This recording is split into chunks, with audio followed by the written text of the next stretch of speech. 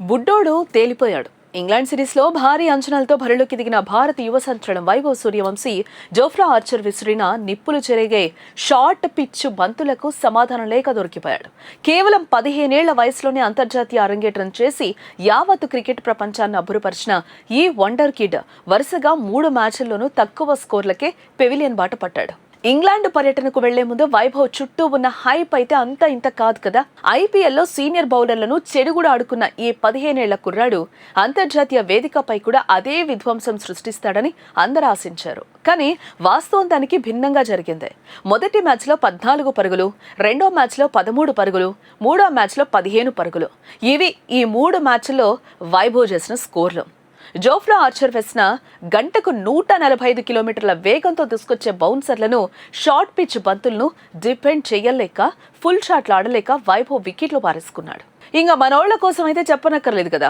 ఆడితే మీదకెత్తేయడం, ఫెయిల్ అయితే తిట్టిపోవడం అలవాటే. ఈ ప్రదర్శన చూసి కొందరు ఇప్పుడే విమర్శల పర్వం మొదలెట్టేశారు.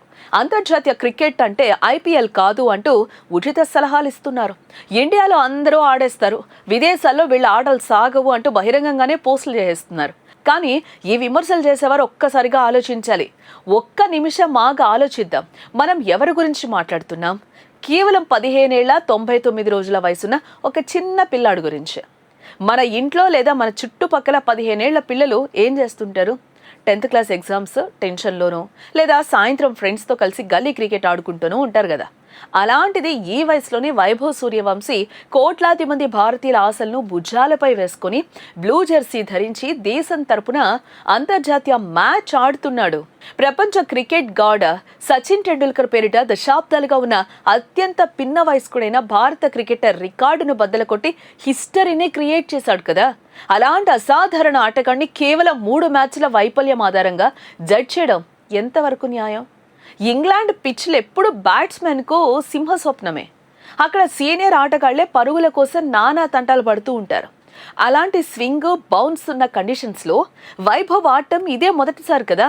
పైగా జోఫ్రా ఆర్చర్ లాంటి వరల్డ్ క్లాస్ స్పీడ్ స్టార్ను కెరీర్ ఆరంభంలోనే ఎదుర్కోవడం ఎవరికైనా ఒక అగ్ని పరీక్షే. వైభవ్ ఇక్కడ ఫెయిల్ అయ్యాడన్న మాట నిజమే కావచ్చు, కానీ ఈ వయసులోనే ఆ వేగాన్ని తట్టుకొని నిలబడాలనే సాహసం చేశాడు చూసారా, దానికి మనం హ్యాట్స్ ఆఫ్ చెప్పాలి. ఇవి వైభవ్ కెరియర్ను ముగించే మ్యాచ్లు కావు, అతన్ని మరింత రాటు తెల్చే పాఠాలు.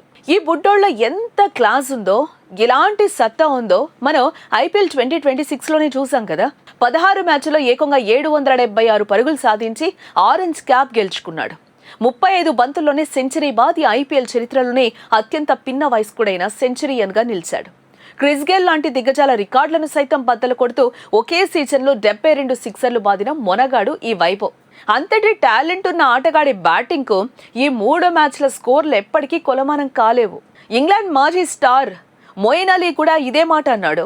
వైభవ్ ఒక అద్భుతమైన వండర్ కిడ్ అని, టెక్నిక్లో ఉన్న చిన్న చిన్న లోపాలను సరిదిద్దుకుంటే అతను నాపడం ఎవరి తరం కాదని ప్రశంసించాడు. కాబట్టి క్రికెట్ అభిమానులారా, ఈ చిన్నారి క్రికెటర్పై ఇప్పుడే విమర్శల భారం మోపకండే. అతనికి కావాల్సింది ఇప్పుడు మన ట్రోలింగ్స్ ఏం కాదు, మన అండ, ప్రోత్సాహం. సచిన్ టెండూల్కర్ కూడా తన కెరియర్ మొదట్లో ఎన్నో ఒడిదొడుకులను ఎదుర్కొన్నారు.